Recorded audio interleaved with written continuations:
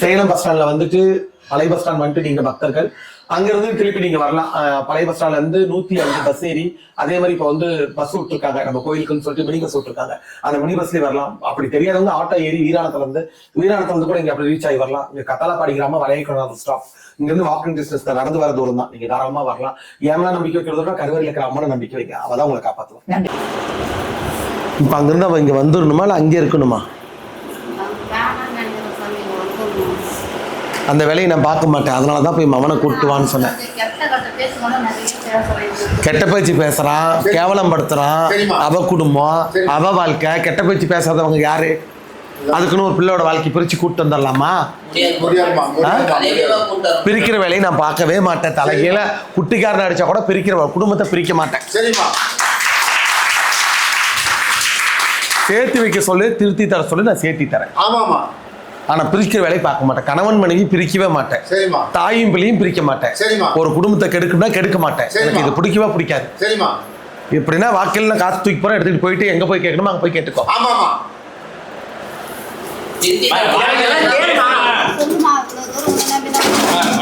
என்ன பிரிச்சு தரேன் வான்னு சொல்லியிருந்தேனா? பிரிக்கிற வேலையை நான் செய்ய மாட்டேன்.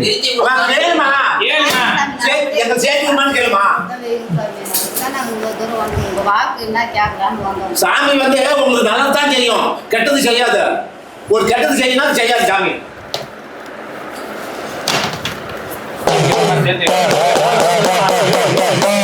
மருமகன் பேர் என்ன சொன்ன? அவ விருப்பப்பட்டா, அவ போயிட்டா. விருப்பமில்லாத பேச்சு, விருப்பமில்லாத தொந்தரவு, விருப்பமில்லாத கோளாறு, தொந்தரவு ஏற்படுது, துயரமாகுது, வாழ்க்கையில சிக்கல், வேதனை அனுபவிக்கிறான். நான் பரவாயில்லன்னு ஏத்துக்கிட்டேன். என் அம்மா என்னை பொழைக்க சொல்லி விட மாட்டேங்கிறா. என் புருஷன் தான் எனக்கு முக்கியங்கிறான்.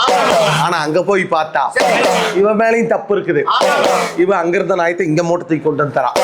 என் மாமியா இப்படி, என் புருஷன் இப்படி, என் குடும்பத்துல இப்படி, இவ்வளவு நாயத்தை கொண்டு வந்து அம்மாட்ட இறக்கி போடுறான்.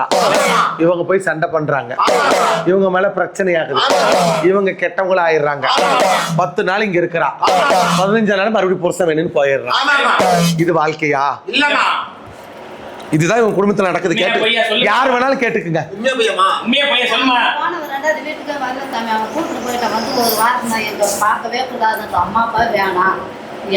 எதுக்கு ஒண்ணு பார்க்க வேணாங்கிறான்?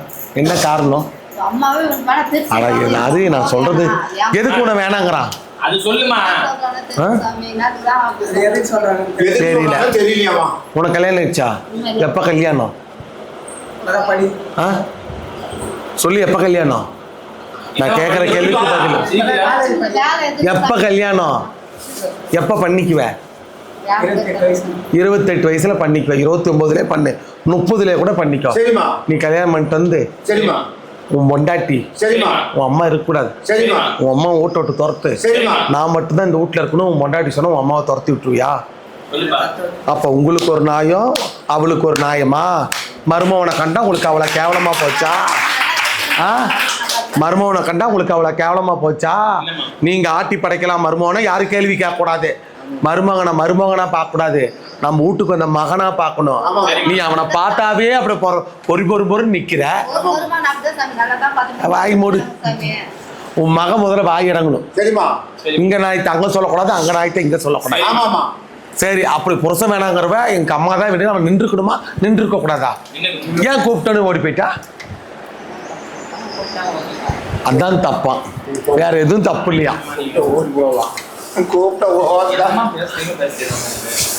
அவங்கள பிரிக்க மாட்டேன். 2 பேரும் சேர்ந்து பொழைப்பாங்க. கொஞ்ச நாளைக்கு நீங்க அவங்க கிட்ட பேசாதீங்க. அட பாரா, மறுபடியும் கொஞ்ச நாளைக்கு நீ பேசாத. அவங்களே வந்தா அரவணை பண்ணு, அவங்களே போனா விட்டு. அவங்க நாயத்துக்கு நீ தலையிடாத. வீட்டு வாசலை மட்டும் கட்டுடா, வேற எதுவும் தேவையில்ல போ.